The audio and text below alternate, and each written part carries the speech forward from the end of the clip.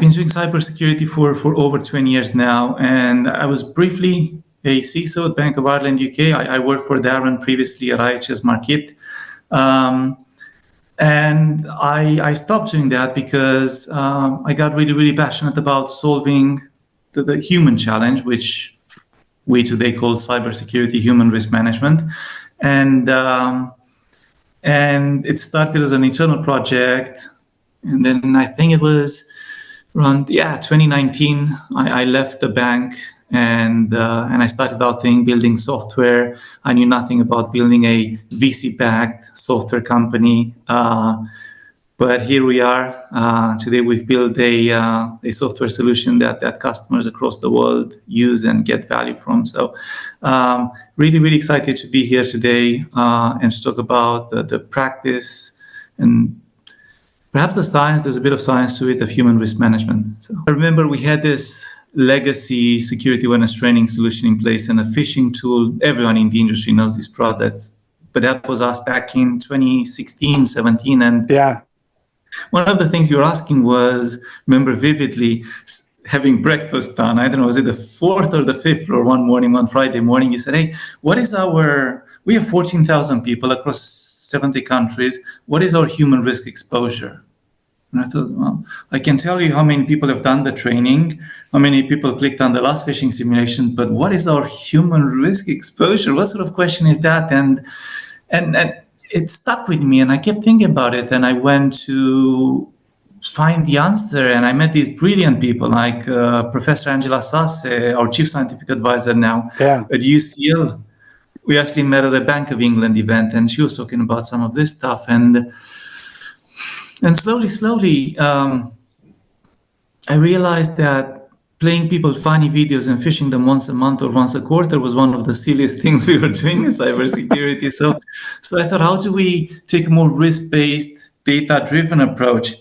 And around 2017, I think we were the first to go out into the world and call it cybersecurity, human risk management. And so it's been 7 years or so since. And back then we didn't even realize the complexity of it and how important this is.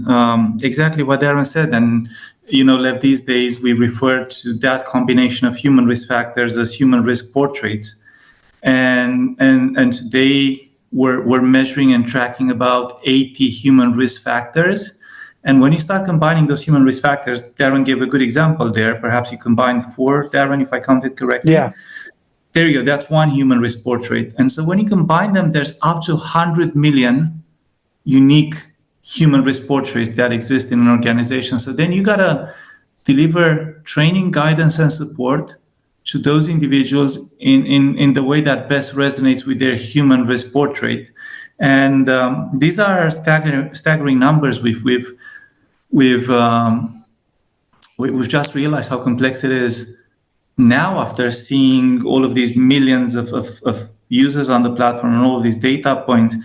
And another staggering number is, if you just take a 10,000 people organization, just 10,000 people, what is the probability of all of those 10,000 people sharing the exact same human risk portrait? That's another staggering number. It's 0.000001, and there's 79,999 zeros between the point and the 1.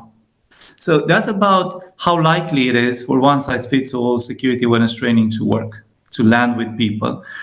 And now, if we would have realized these things 7 years ago, 8 years ago, maybe I wouldn't have started. But ignorance is bliss, they say, right? So we did make a start, and we've been building this hyper-intelligence system that's able of measuring those human risk factors, behaviors, attitudes, level of access, high-risk roles, and delivering adaptive training, so taking people on unique learning and engagement pathways. So yeah, it's pretty awesome. But we didn't have that in the early days. We're playing people some videos and phishing them quarterly, as many organizations still do today.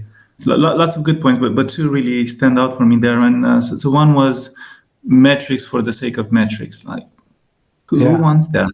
Which board member, which risk committee wants to be presented with more metrics? And And so, we've seen that a lot in this space. There's this soak of human risk metrics and this and that, and just lots of data. But as a CISO, you got to be able to even engage the board and tell them stories. So human risk intelligence that helps security teams to be more precise and more effective. And yes, to some degree, that the same intelligence is used to show departments their own cyber performance. And it's awesome. I think that's the absolute best kind of gamification.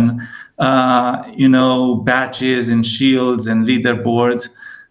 There's some interest, but around 6 months, people stop caring about those badges. But what people never stop caring is their own performance and how they're doing when they look left, right, their peers. No one wants to be lost. Everyone wants to win. Everyone's really competitive. So that's the sort of, I think you called it, natural organic gamification. I think this is a tremendous opportunity for us all as an industry to tackle the bulk of what makes those security breaches, right?